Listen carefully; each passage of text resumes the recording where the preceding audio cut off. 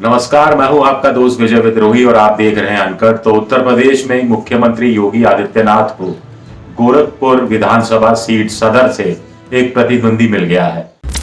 हम आरएमडी यानी राधा मोहन दास अग्रवाल की बात नहीं कर रहे, जिनकी सीट छीनकर वहां से चुनाव लड़ रहे हैं योगी आदित्यनाथ। हम बात कर रहे हैं चंद्रशेखर आजाद रावण की। हालांकि अब वो रावण नहीं हटा लगाते, चंद्रशेखर आजाद, जिन्होंने आजाद समाज पार्टी बनाई है और उन्होंने घोषणा की है कि वो मुख्यमंत्री को चुनौती देंगे। बड़ा सवाल उठता है कि चंद्रशेखर आजाद ये क्यों कर रहे हैं। 4,30,000 की ये विधानसभा है, ठाकुर और ब्राह्मणों का बाहुल्य है, 40,000 निषाद वोट हैं, लेकिन ये निषाद वोट सब योगी आदित्यनाथ के साथ ही जाने वाले हैं, क्योंकि निषाद पार्टी के साथ उनका एक समझौता भी है। तो जाहिर तौर पर यह साफ है कि योगी के खिलाफ जो चंद्रशेखर आजाद चुनाव लड़ रहे हैं उनकी हार तय है। जमानत बचेगी या नहीं बचेगी ये आज की तारीख में नहीं कहा जा सकता। तो चंद्रशेखर आजाद लगातार गलतियां पर गलतियां क्यों करते जा रहे हैं। युवा है, जोश है, लेकिन जोश के साथ साथ होश भी चाहिए। दलितों की राजनीति करते रहे हैं, दलितों की राजनीति के लिए बड़ा पेशेंस चाहिए, बड़ा संघर्ष चाहिए, बड़ा मादा चाहिए, बड़ा ग्राउंड वर्क चाहिए। लेकिन चंद्रशेखर आजाद उड़ रहे हैं, हवा में। आखिर ये इसको हम कैसे कंपेयर करें। इसको हम कंपेयर ऐसे कर सकते हैं कि दिल्ली में नए नए मुख्यमंत्री बने थे अरविंद केजरीवाल, और 2014 के लोकसभा चुनाव में वाराणसी में चुनौती देने सीधे चले आए थे प्रधानमंत्री नरेंद्र मोदी को। बुरी तरह से हारे थे, हालांकि दूसरे नंबर पर रहे थे। तो चंद्रशेखर आजाद क्या आई बॉल चाहते हैं?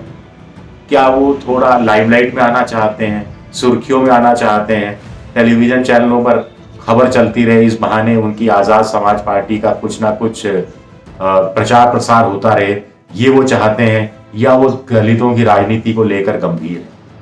या वो दलितों की कथित रूप से जो उपेक्षा हो रही है उत्तर प्रदेश में, जिसकी बात अखिलेश यादव से लेके मायावती से लेकर कांग्रेस सब करते रहे हैं, तो उसका एक प्रतीक बनना चाहते हैं? दलितों का प्रतिनिधित्व कर रहे हैं, पूरे उत्तर भारत में दलितों और ओबीसी के एक नेता के रूप में उभरना चाहते हैं। तो लेकिन क्या मुख्यमंत्री योगी आदित्यनाथ को चुनाव में चुनौती देकर यह हासिल किया जा सकता है? कुछ जानकार कह रहे हैं कि चंद्रशेखर आजाद की यह दूसरी गलती है। पहली गलती थी जब अखिलेश यादव उनको 2 सीट भी देने को तैयार थे, बाद में कहा गया कि 3 सीटें दे दी जाएंगी, दादरी की, रामपुर मनिहारन की और एक अन्य सीट शायद गाजियाबाद की सीट, और जीतने पर एक को मंत्री बना दिया जाएगा और एक एमएलसी बना दिया जाएगा। तो इस शर्त पर समझौता कर लेना चाहिए था चंद्रशेखर आजाद को। हालांकि चंद्रशेखर आजाद ने कहा उस समय कि 2 सीटें मिल रही थी और जाहिर तौर पर वो ज्यादा सीटें चाहते थे। कुछ लोग कह रहे हैं कि उनको एक ठिकाना चाहिए था, लखनऊ में पैर जमाने के लिए जगह चाहिए थी। अकेले अपने दम पर कुछ नहीं कर सकते, उनके साथ युवा वोटर हैं। सही बात है, उत्तर प्रदेश में 20% दलित वोटर है, 21%, लेकिन उसमें 12%, 13% जाटव है, बाकी 8% के आसपास जो गैर जाटव दलित है, उसमें बीजेपी की भी ठीक ठाक पैठ है। और कुछ जगह समाजवादी पार्टी ने भी अपना दखल देना ताजा शुरू किया है। ऐसे में चंद्रशेखर आजाद के पास अपनी कोई जमीन बचती नहीं है। हालांकि युवा दलितों में उनका बड़ा क्रेज है, ये बात अपनी जगह सही है। मेरी भी एक बार उनसे मुलाकात हुई थी जब वो पुलिस से बचते बचते फिर रहे थे। 6-7-8 घंटे मुझे उनके लोग दौड़ाते रहे, फिर आखिरकार रात में एक जगह वो मिले और मुंह में मफलर सब बांध कर आए थे। तब भी मुझे बहुत जल्दबाजी में लगे थे, बड़े उतावले हो रहे थे। लेकिन टेलीविजन की उनको शायद उतनी उस समय तमीज नहीं थी, या उनको बहुत ज्यादा ज्ञान नहीं था। 5-7 मिनट का इंटरव्यू हुआ ही था कि वो अचानक उठे और कहा कि कभी भी पुलिस आ सकती, मुझे निकलना पड़ेगा। जबकि मैंने कहा कि आपको जो बातें रखनी है, आपको इससे बेहतर मौका नहीं मिलेगा, मैं आपको पूरा आधा घंटा देने के लिए तैयार हूँ, आप खुलकर अपने बातें रखिए, अपने पक्ष को रखिए। लेकिन फिर भी वो भाग खड़े हुए थे। अब वो सीख गए हैं शायद कि टेलीविजन में रहना बहुत जरूरी होता है, चर्चा में रहना बहुत जरूरी होता है। तो पहली बड़ी गलती उन्होंने ये की चंद्रशेखर आजाद ने कि हाथ नहीं मिलाया अखिलेश यादव से। अखिलेश यादव की मजबूरी थी, देखिए अखिलेश यादव की मजबूरी ये थी कि वो आरएलडी को सीटें दे चुके थे। जो रामपुर मनिहारन की सीट थी जिसके लिए वो तैयार हुए, चंद्रशेखर आजाद को देने के लिए, वो भी फिर उन्होंने आरएलडी से बात करके उनसे वापस ली कि भाई हम यहाँ देना चाहते हैं, और बाकी भी सीटें उनको एडजस्ट करनी पड़ रही थी। लेकिन ये राजनीतिक या सियासी या चुनावी मजबूरी चंद्रशेखर आजाद को समझ में नहीं आई। उनको ये भी समझ में नहीं आया कि बूंद बूंद से घड़ा भरता है, एक कदम पहले रखना है। मायावती उनकी पूरी राजनीति को नकारती रही है, उनको घास नहीं डालती। ऐसे में कुल मिलाकर अखिलेश यादव के साथ जुड़ना ही उनके लिए एक बेहतरीन मौका हो सकता था, जो उन्होंने, मैं ये कहूंगा कि राजनीतिक अपरिपक्वता के चक्कर में गंवा दिया। कुछ लोग कह रहे हैं कि पश्चिमी यूपी में वैसे भी अखिलेश यादव को बहुत ज्यादा जरूरत नहीं थी चंद्रशेखर आजाद की 8-10 सीटों से ज्यादा, पर उनका असर नहीं है। हालांकि वो कहते हैं कि उनकी भीम आर्मी का यूपी के 40 जिलों में असर है और लाखों की संख्या में उनके कार्यकर्ता हैं और युवा कार्यकर्ता हैं। हम नरेंद्र मोदी को कुर्सी से उखाड़ देंगे, उस दिन ये नीला रंग अब लगेगा माथे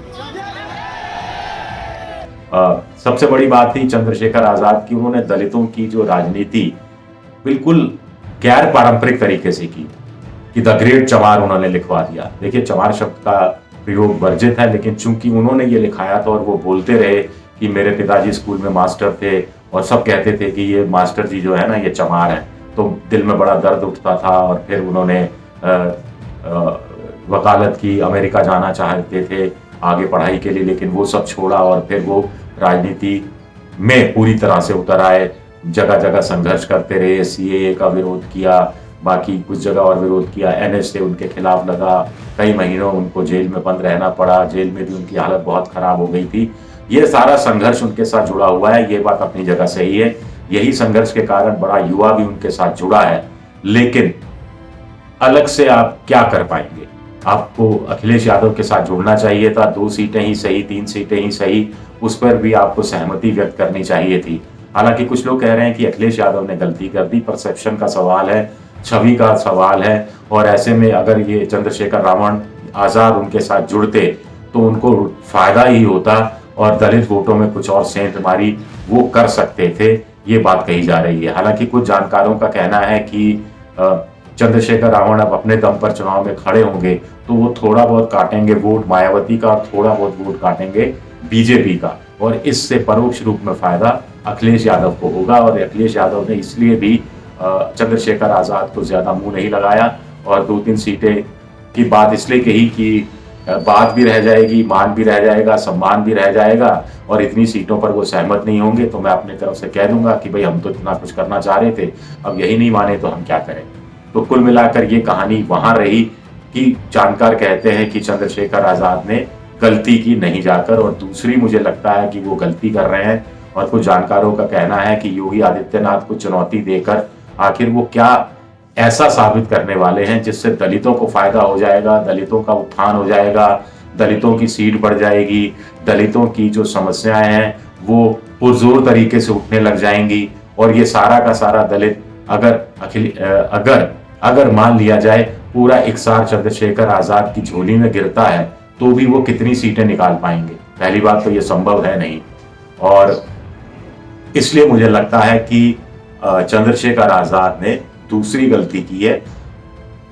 आपको अपना जो प्रभाव का क्षेत्र है वहीं पर ज्यादा जोर लगाना चाहिए, और आपको ये पता होना चाहिए कि इसमें बहुत लंबा संघर्ष है। कांशीराम जी ने भी बहुत लंबा संघर्ष किया, लोहिया जी ने भी बहुत संघर्ष किया, मुलायम सिंह यादव ने भी बहुत लंबा संघर्ष किया, बीजेपी ने भी दलितों और ओबीसी में घुसपैठ करने के लिए, पैठ बनाने के लिए, सेंध लगाने के लिए भी बहुत मेहनत की, बरसों मेहनत की। तो राजनीति में बहुत मेहनत करनी पड़ती है और राजनीति में कोई शॉर्टकट नहीं होता।